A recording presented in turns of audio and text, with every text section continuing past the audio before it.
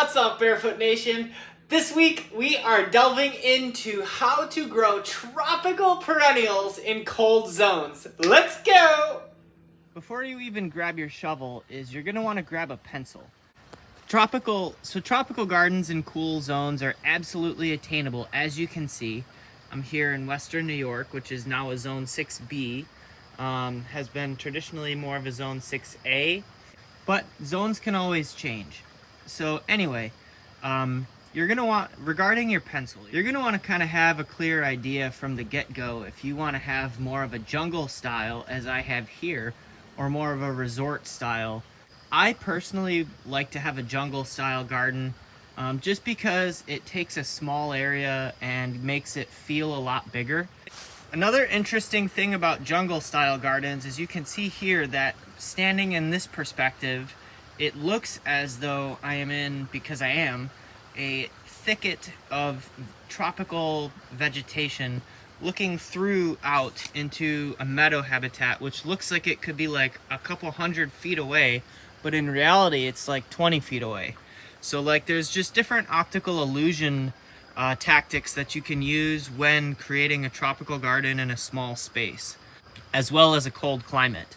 But now going back to planning phase, tropical gardens outside of their normal range, I guess really technically we want to call them subtropical gardens, because a lot of these, really all of these plants need to be able to take a freeze at the bare minimum, if not staying in the ground all year in your area just with protection.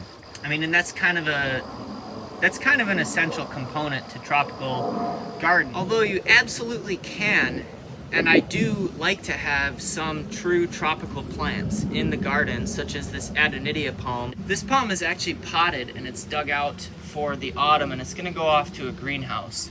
This Adonidia palm is absolutely not even tolerant of a frost. I mean, technically they can have a frost, but for all intents and purposes, Adonidia palms are not frost tolerant when you're first getting started. This guy has been experiencing lows in the 40s and highs in the 60s. And, you know, that's maybe okay for other plants like bird of paradise, but this guy, this is too cold. So I kind of got away from the whole thing about positioning your tropical garden. First of all, they're going to do best in full sun. So the horticultural definition of full sun is 6 or more hours of direct sun every day. This garden here just absolutely bakes, and I'm actually planting trees and bamboo for shade because what I want to do is I want to have it sunny from sunrise to about 4 o'clock, and that is, you know, that harsh evening sun. I don't care where you live. The harsh sun in the late afternoon and evening, kind of around dinner time, is most of the time unpleasant. If nothing else, just kind of blinding. This garden it used to face due south, but now I've been looking at my compass lately and it no longer faces due south. It's slightly cocked southwest. Having your tropical gardens face south is absolutely ideal for them because and granted, I'm in the northern hemisphere. I'm in New York. If you're in Australia or like southern Australia or New Zealand, you're going to want your tropical gardens facing north. You really want them to follow the sun. If you were in the northern hemisphere and your backyard faced north, that's totally fine. You're just going to kind of rely on the wall of your house a little bit less, especially if you're doing palms or something like that, because if you're going to grow palms facing north, that's kind of in the northern hemisphere in a colder zone, that can be kind of challenging. So if you look at my house, you can see that this wall is absolutely baking in sun all day long. So now part of the utility of my garden is also to shade the house so that during the summer it's not quite so hot. I also want to use perennials like these cannas and bananas because they're not going to get leaves that fall into the gutter. Granted, I will have to deal with that eventually because I do have bamboo and magnolias planted in this garden, but by the time I have to deal with that, they're going to be stunningly beautiful, large plants. I'd really like to talk about design in general, so drop a comment down below if you'd like me to talk about. Now granted, I know some of you are going to say this is not design, this is just as my mom would say, vomiting plants. But believe me, it is designed. It's intentionally wild or lush. Quick break from all the beautiful planty things. If you get value out of these videos, be sure to hit that subscribe button and tap the bell. This is a magnolia seed pod. However, tapping the subscribe button and the bell greatly helps out the channel. All right, back to the video. So if you do want me to do a segment or a series even on design, I'd be happy to do that. And that's something that's gonna be, there are principles that you generally wanna follow, but everyone is gonna have their own personal taste and their own little tweaks and renditions on those principles. So my design and keep in mind too, if you're gonna design as a profession, you know, most people are not gonna want a wild jungle garden. So this is my personal garden. And this is what I want. But, you know, as a professional designer, I have to keep in mind that most people are going to want to have more of a, if they want a tropical garden, more of a clean and spaced out garden than what I have here. Okay, so we know that you want to have your garden facing south or facing the sun, or the equator in other words.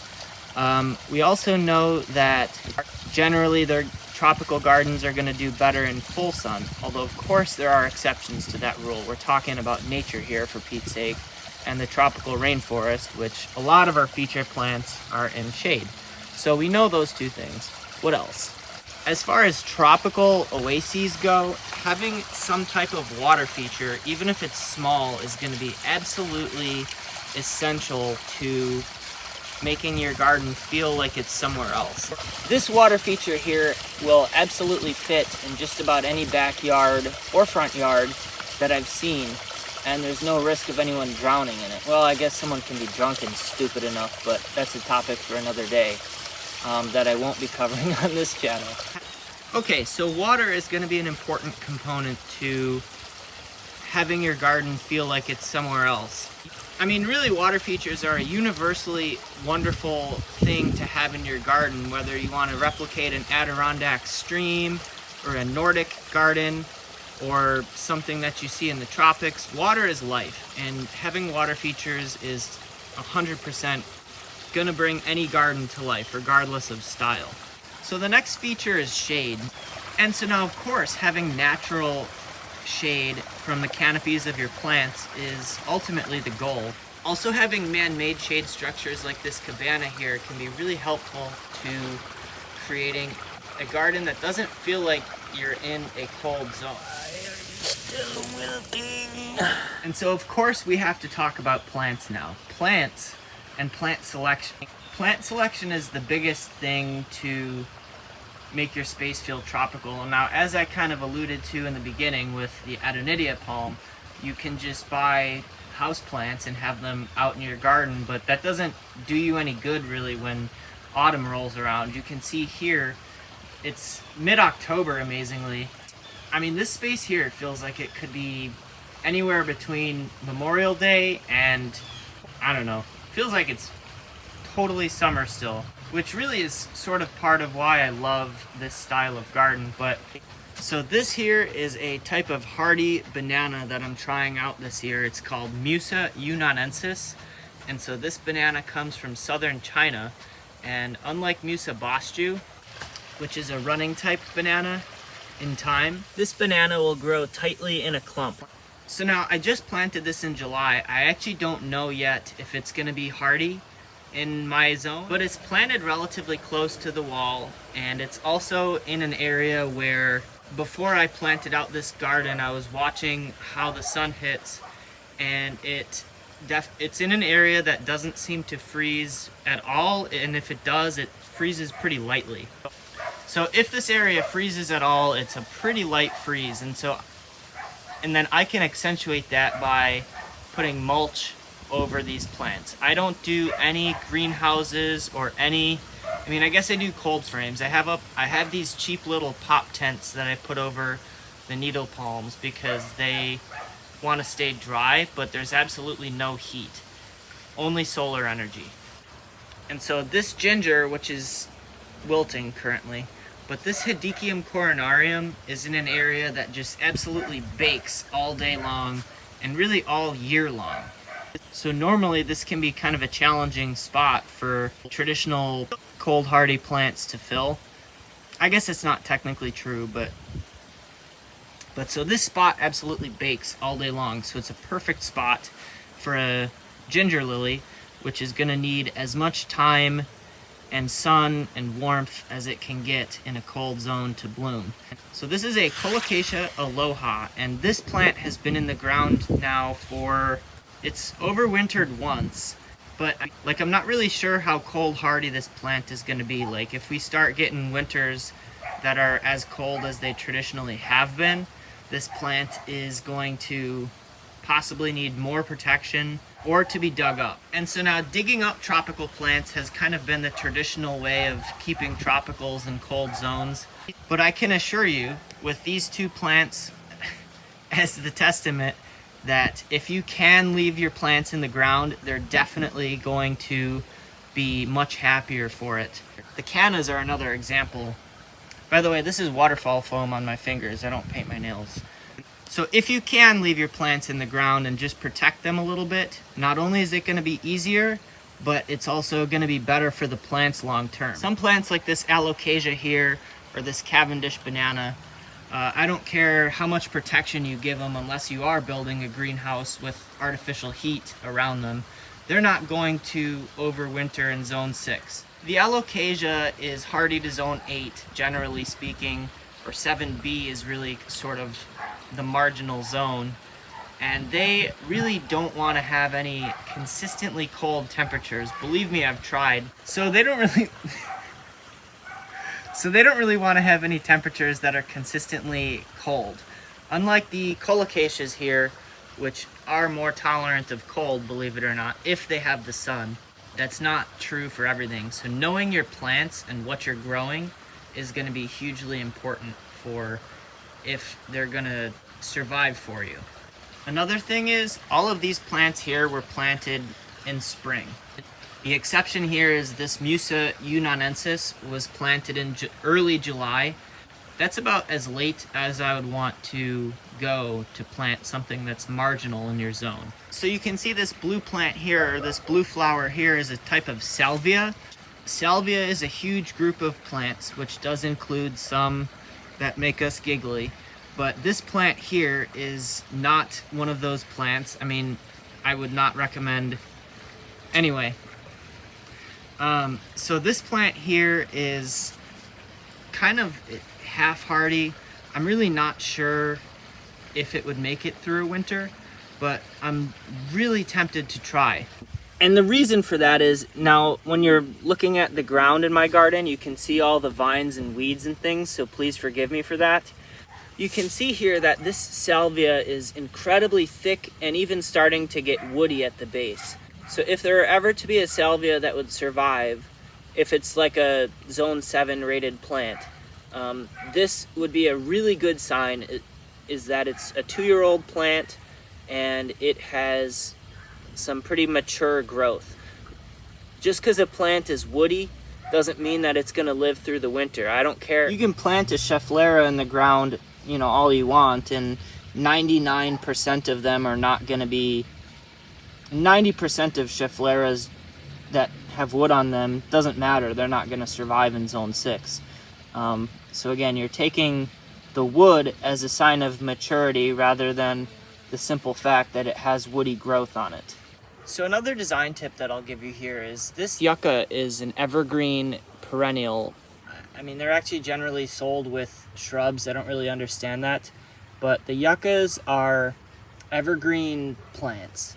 Evergreen doesn't necessarily mean conifer. It just means that it holds its leaves in some capacity all year. Bamboo is also another good example of an evergreen plant. There are some magnolias that are evergreens. That is a topic, a huge topic that I can delve into in the future. But having some plants like these yuccas or evergreen shrubs like this viburnum is going to be a really good way to extend the interest in your garden. And even after the tropical plants, after a hard freeze, will be dormant, this plant here will still look really good up until next summer when the tropical plants take off again. One of my favorite examples of evergreen perennials here, or evergreen plants that are interesting and tropical looking, are these sable minor palms. Now the English name, sable minor is the botanical name. The English name here is dwarf palmetto. People in Florida cut them down like they're weeds, which kind of makes my heart sink. But anyway, these plants here are beautiful, hardy palms that can live easily in Zone 6B. For me here in Western New York, I just will I don't dump snow on top of it, you know, you don't want to break the fronds, but I'll carefully sort of cover these plants with snow if it's going to be below about 10 degrees. And it's like I'm shoveling the patio and the walkways and stuff anyway, so why not use that snow to protect the plants? And as you can see, it really helps the palms for next year to look really good. And this is kind of the damage that you get. So like these old fronds eventually can be cut off, but in the meantime, they're still providing energy and photosynthesis for the plant. I don't really know how big these palms will get in this climate. I mean, they're never going to be a proper tree. You can look to how they grow in Florida. But in Florida, they can get up to about 6 feet tall. And man, how cool that would be to have these plants be as dramatic as that here in New York or somewhere else colder. Another thing to keep in mind with these tropical style plants is if you live in a cold area, the sun and the summer heat is going to be a huge indicator of how well they're going to do for you. If you live in, you know, London, these plants are oftentimes a lot less, I don't want to say less hardy, but they just behave differently if they don't get the heat and the sun in a climate that gets cold to a similar degree but doesn't have the same. So yeah, long story long, they need to have as much heat, therefore full sun, as much sun as you can give them to have them be successful. But so now, while there are a ton of different tropical and exotic looking plants in this garden, I like to have it rooted in my local area. And this here you can see is a pussy willow. And pussy willows are native to the eastern United States. There is a European species as well. It's native, so it's supporting local wildlife, but absolutely does not detract from the ambiance of a tropical garden. And the reason for that is it's kind of like just a simple leaf, you know, it's got some interesting characteristics with the buds this time of year in October. And, you know, yeah, it'll drop its leaves, but at that point it has nice smooth bark. And that's like a fantastic example of a native plant that you can mix in with your tropicals. And the function, I didn't even plant this pussy willow, by the way, it's a volunteer. And the function is to shade this ginger here. Ginger generally wants to grow in some amount of shade. This volunteer pussy willow is look at that shot, guys. I mean, come on. Although I'm talking about hardy tropicals today, that there's no reason why you can't have houseplants incorporated into the design for the summer. And while most houseplants are absolutely not hardy for most areas, you do get some occasional gems like these cast iron plants, which absolutely are hardy into Zone 6, especially if you get snow cover. And to me, they just look absolutely fantastic. Houseplants mixed into your garden for the summer just helps lend that awesome jungly vibe, especially when you let plants like Creeping Charlie and dandelions, of course, grow into and around your plants, and they just look absolutely phenomenal. I'm sitting under a calla lily. This thing is so amazing. Alright y'all, so I've rambled on wholeheartedly for too long. Drop a comment down below what your favorite tidbit was. If you liked the video, be sure to drop it a big ol' thumbs up, just like this. If you didn't like this video, go watch news or some bullshit. Alright y'all, thanks for watching. See you on the next one.